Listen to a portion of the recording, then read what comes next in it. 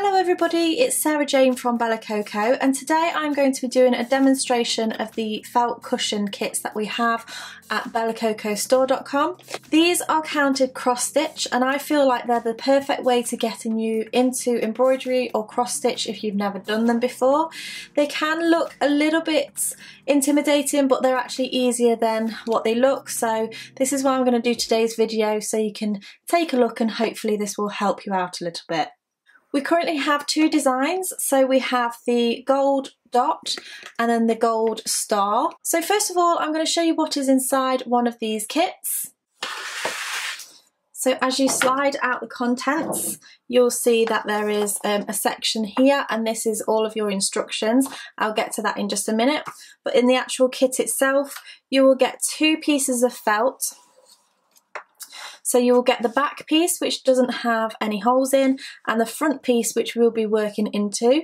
You'll also notice that you have your embroidery thread wrapped around the work as well. What I suggest is that you just take the pieces apart and then just have the embroidery thread nice and neatly popped aside somewhere so that it doesn't get all wrapped up.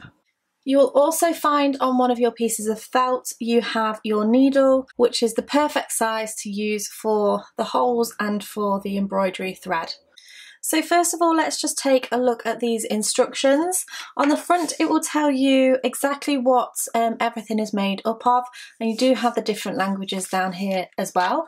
And then if we open this up, you will see that we have a big chart here and then some information down the side.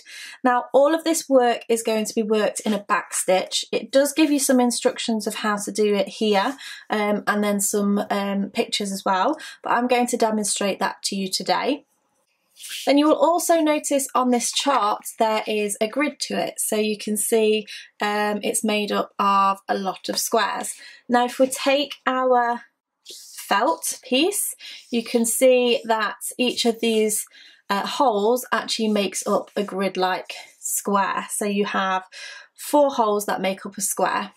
So what we actually do is if we look at the top right hand corner here and then also look at the top right hand corner here, this is what we're working around. If you just take the time to just have a look at the side here, this has some smaller holes, which is actually what we're going to be connecting the front and back piece together like so.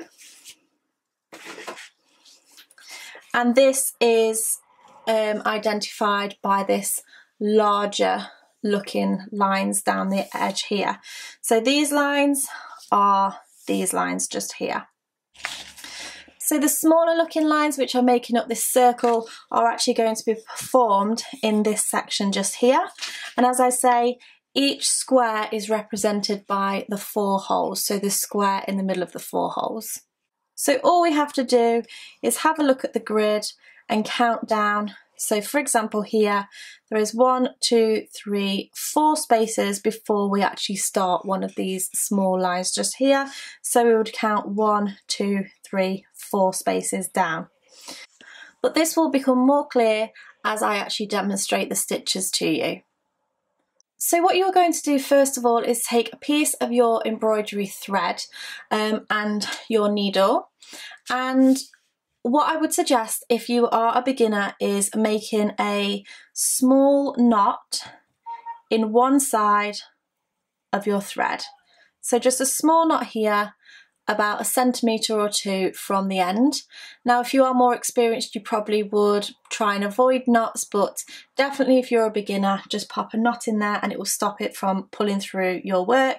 If you find that that knot is not big enough and it still pulls through, then you can go ahead and do a second knot just to make that a little bit bigger. So now you need to take the other side and thread up your needle. Be careful when you're threading up your needle that you get all of these fibres through the actual eye of the needle, otherwise this can cause you problems in the future. So you're going to thread up your needle and then you're going to pull it through like so, and this is going to give you the perfect length of thread to work with. So the next thing you need to do is decide whether you're going to work from this side or this side, the top or the bottom. It's totally up to you, totally your preference. I'm just going to show you this side first just to make things a little bit easier for myself. So if we do look here, you can see there's 1, 2, 3, 4 spaces before these two lines start just here. So those 4 spaces are represented by 1, 2, 3 and 4. So these 2 lines are going to be here and here. But what we do with the backstitch is actually start a little bit further away than what we would anticipate. So you might think you would start here and then move to here, but that's not actually the case. And I'll show you why in just a moment. So what I'm going to do is insert my needle into this space here, which is the 1, 2, 3, 4, 5, 6 hole down. So if we look here, there'd be 1, 2, 3, 4, 5, 6. So I'm going to go into that 6 hole from the back and then pull through my thread. And you'll notice it will stop there just because I have put my knot in the back just there. Now what I'm going to do is go up to this section, and this will create this first line. So I'm going to work upwards, put my needle in from the front to the back and pull it through. And you'll see that has created that first line. So we've just made this one here. Now we're going to go back down 1 so that we can work up and make this second line. So we want to make this line here. So we come down 1 and work from the back to the front, pull the thread through, and then we're going to work from the front to the back. So you insert your needle and then pull it through, and there we have our first 2 lines. So this is going to create this very side of the circle. So now we're going to want to make this next line. And if you look really closely at the stitches of where the boxes are, you will see that the line is just slightly extended past the hole. And also it's in the middle of 2 sections. So we are going to have to go slightly off course here, but don't let it scare you too much. Okay, so I'll talk you through it. So essentially what that means is we are working in between these holes. And that is because we want to make the circle with this stitch. Now not every pattern, the other pattern for example, does not require you to work in anywhere other than where the holes are, but this one does.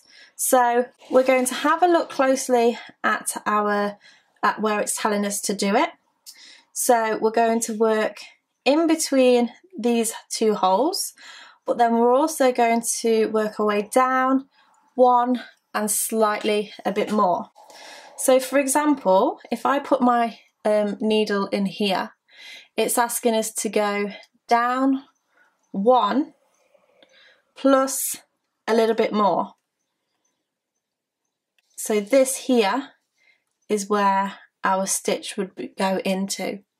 So what I'm going to do here, just because it's a little bit more of a complicated stitch, I'm actually going to start here, insert my hook from the back to the front and pull it through, and then I'm going to continue that stitch all the way up to in between this hole and this hole and pull it through. So that's just going to start that off. Now what we are going to do is do 2 more lines, just the same as these ones, in a back stitch. So because we want to work up further to where we are, we're going to go up in between these 2 holes. So from the back to the front and pull it through, and go down to where we've just created a stitch and go front to back and pull it through. You can see it's created a line. So we now work up to our next section, which is in between the two holes higher up. Go back to front, pull through to start off that line, and then go front to back to finish off that line. We now want to work up to the next section, but we're going to go one and a bit. So we go, if you want to put your needle in just to see where you are, that's absolutely fine, but then you want to go up a tad more just because it's creating that half line. So we go up and then back down.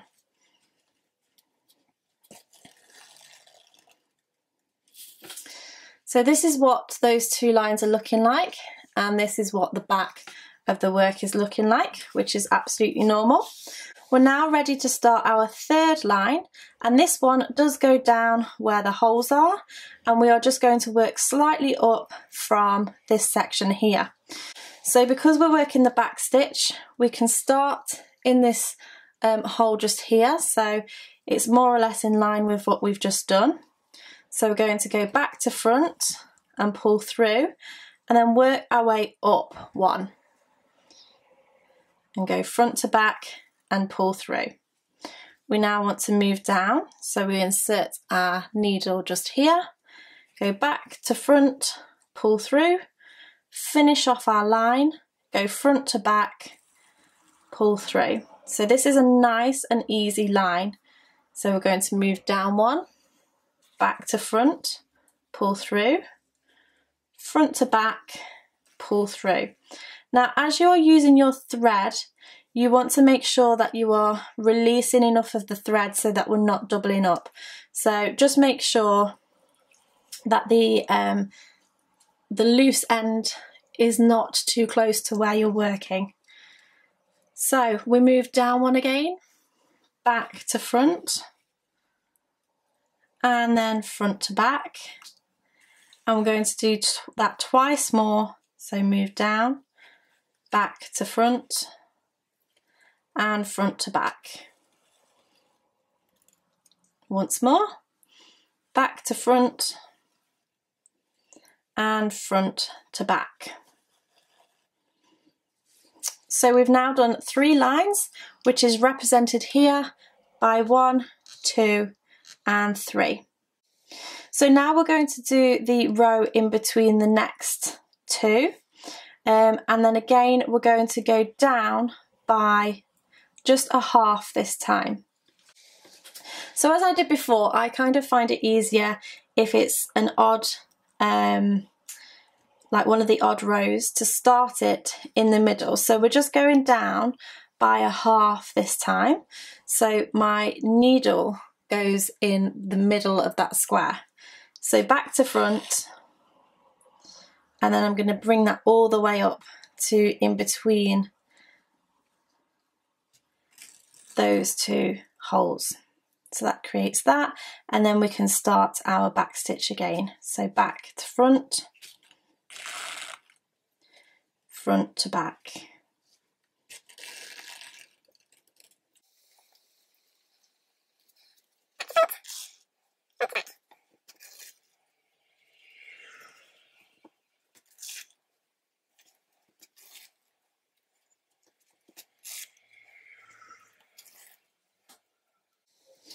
So on this one here, I know that I've just got to go up a little bit further.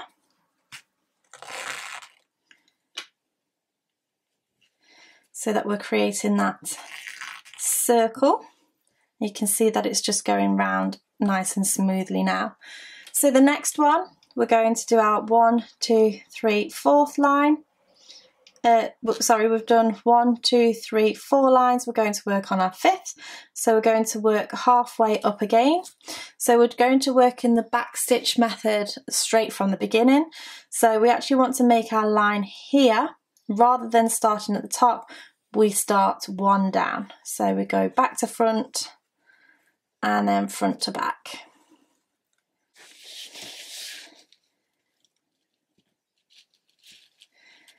So I'm just going to continue with this just until I start to run out of thread, and then I'm going to come back and show you how you can change from one thread to your next thread. So you will inevitably come to the point where there is just not enough thread left to actually get your needle back through. So at this point, when you've got a couple of inches left of your thread, this is a good point to tie this one off and start another one. So I'm just going to finish off this section just here, and then if I flip my work back to front, you can see that we have all of these stitches just here. Now what I like to do is just go underneath one of the stitches with the needle, bring it through, and that will almost form a loop just here, and then I pass my needle back through there, and then as I pull back through, that creates a knot, and you can do that a couple of times if you want to, just to make sure it's nice and secure and won't come undone. And then of course you can snip up that off in order to make it a little bit smaller. What I like to do is just leave it for now until we get to the end, and then I can weave these into the work just to make sure they're super secure. But you would start your next thread exactly the same as we did before by popping a knot into one side and then just starting to pull it through. So again, I'm going to finish off this circle and then just demonstrate to you how to move across to your next one. But by now I should hope that you are pretty good at reading the charts and you would know how many stitches to move. But just in case, stay tuned and I'll show you how to move on to the next circle. So I've just now finished this full circle, and what we want to look at now is how we go from one circle to the next, making sure that we're leaving enough space. So you can see here there's 1, 2, 3 squares in between each circle. So if I just take my work here, we know that we want to start sort of in the middle of these two lines because we want to do the back stitch. So this is representing 1 square, 2 squares, and then 3 squares.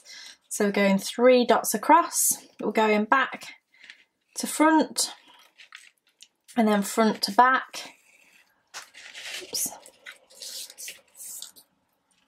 And then moving down so that we can go back to front and front to back, and then the whole process starts again. So you're going to complete another circle exactly the same as what you've just done. So I really hope that you found this demonstration and tutorial helpful.